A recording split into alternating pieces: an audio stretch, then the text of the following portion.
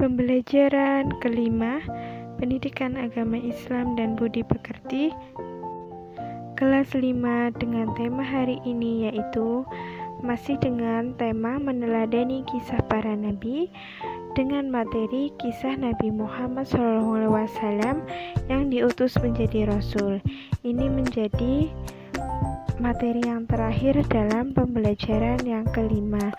Assalamualaikum warahmatullahi wabarakatuh. Sebelum kita memulai pembelajaran, marilah kita membaca basmalah terlebih dahulu. Bismillahirrahmanirrahim.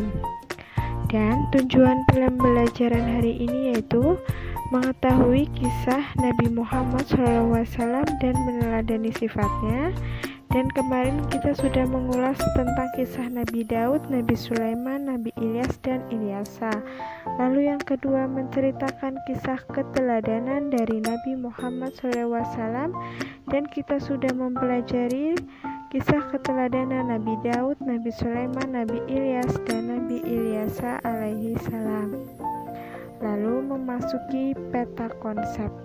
Jadi pada peta konsep hari ini yaitu tentang meneladani kisah para nabi. Yang terakhir yaitu kisah Nabi Muhammad SAW, yaitu kisah yang ke-5.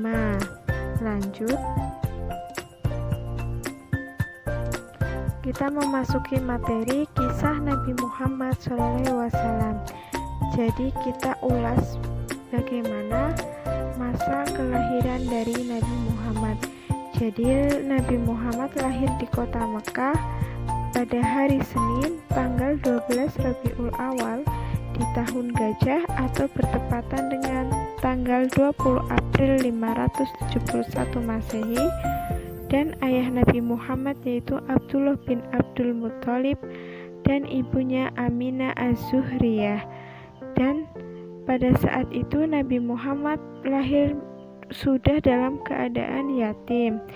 Dan mengapa Nabi Muhammad lahir pada tahun Gajah, yaitu bertepatan dengan penyerangan Ka'bah oleh tentara bergajah dari Yaman yang dipimpin oleh Abraha, yaitu raja dari Yaman yang binasa pada saat itu burung ababil karena Allah murka tentara bergajah itu akan menghancurkan Ka'bah. Jadi Allah menurunkan burung ababil sebagai peringatan tentara bergajah yang dipimpin oleh Raja Abraha.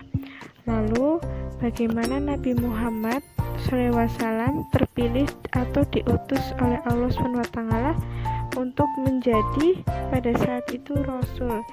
Jadi menjelang usia 40 tahun Nabi Muhammad sering menyendiri dan bertafakur di Gua Hiro. Gua ini terletak di Bukit Hiro, jadi namanya Gua Hiro. Dan 155 cm yaitu tingginya. Lalu dalam perjalanan dari Mekah ke Gua Hiro itu sekitar 6 km di sebelah timur laut kota Mekah. Setelah itu gua tersebut mampu memuat 4 orang. Di gua ini Nabi Muhammad beribadah sepanjang bulan Ramadan. Selama Nabi Muhammad menyendiri di Gua Hiro, Khadijah selalu datang, yaitu istri Nabi ya. Dengan setia Khadijah membawakannya makanan dan minuman untuk suaminya. Semua itu dilakukannya dengan ikhlas. Khadijah berharap Nabi Muhammad akan mendapatkan petunjuk kebaikan bagi semua orang pada saat itu atau pada umatnya. Di gua ini pula Nabi Muhammad menerima wahyu pertamanya pada tanggal 17 Ramadan 12 sebelum Hijriah atau 6 Agustus 610 Masehi. Lalu malaikat Jibril menemui dan menyuruhnya membaca wahyu Allah SWT, yaitu wahyu yang pertama yaitu Quran surat Al-Alaq ya 1-5. Lalu setelah turunnya surat tersebut maka Nabi Muhammad melaksanakan Isra dan Mi'raj. Jadi Mi'raj itu artinya naik atau vertikal, yaitu perjalanan Rasulullah SAW dari Al-Quds menuju ke 7 lapis langit dan terus ke Sidratul Muntaha. Jadi Nabi Muhammad itu mendapatkan perintah perjalanan yang sangat luar biasa oleh Allah dari Al-Quds menuju ke 7 lapis langit, yaitu naik ke atas langit dan sampailah ke langit yang ketujuh, yaitu ke Sidratul Muntaha. Dan dalam Al-Quran surat An-Najm ayat 13-18 yang artinya, dan sungguh dia Muhammad telah melihatnya dalam rupa yang asli pada waktu yang lain, yaitu di Sidratul Muntaha. Di dekatnya ada surga tempat tinggi. Nabi Muhammad melihat Jibril ketika Sidratul Muntaha diliputi oleh sesuatu yang meliputinya. Penglihatannya, yaitu penglihatan Nabi Muhammad, tidak menyimpang dari yang dilihatnya itu dan tidak pula melampauinya. Sungguh dia telah melihat sebagian tanda-tanda dari kebesaran atau kekuasaan Tuhannya yang paling besar. Jadi Nabi Muhammad itu sangat istimewa, tertunjuk oleh Allah untuk melihat ke Sidratul Muntaha. Perjalanan Mi'raj yang berlaku dengan jasad dan ruh ini dalam keadaan Rasulullah sadar dan bukan di dalam mimpinya, tetapi benar-benar Rasulullah melakukan perjalanan Isra dan Mi'raj. Lalu bagaimana peristiwa Isra Mi'raj ini? Allah memerintahkan dalam perjalanan Isra Mi'raj ini, yaitu Nabi Muhammad diperintahkan oleh Allah untuk melakukan sholat fardu dalam 50 waktu, tapi kemudian Nabi Muhammad meminta kemudahan oleh Allah, jadi dikurangkan menjadi 5 waktu. Mi'raj Rasulullah SAW naik ke Sidratul Muntaha untuk bertemu dengan Allah. Jadi tujuannya seperti itu. Isra, perjalanan Rasulullah dari Masjidil Haram ke Masjidil Aqsa disebut Isra. Sedangkan Mi'raj itu Rasulullah naik bertemu dengan Allah naik Sidratul Muntaha.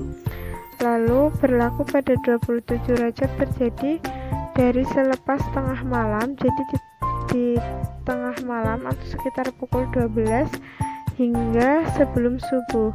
Jadi sebelum subuh Nabi Muhammad sudah berada di Mekah. Lalu Rasulullah menaiki buraq dari Masjidil Haram ke Masjidil Aqsa, yaitu perjalanannya 1239 km, itu sangat jauh, dan menggunakan buraq, kendaraan dari Allah SWT. Dan itu ada urut-urutannya hingga menuju Sidratul Muntaha. Dari langit pertama bertemu Nabi Adam, lalu langit kedua bertemu Nabi Isa dan Nabi Yahya, di langit ketiga bertemu Nabi Yusuf, lalu di langit keempat bertemu Nabi Idris, lalu yang kelima bertemu Nabi Harun, dan yang keenam bertemu Nabi Musa, lalu yang ketujuh bertemu Nabi Ibrahim, lalu ke Baitul Ma'mur dan menuju ke Sidratul Muntaha. Begitu sebaliknya.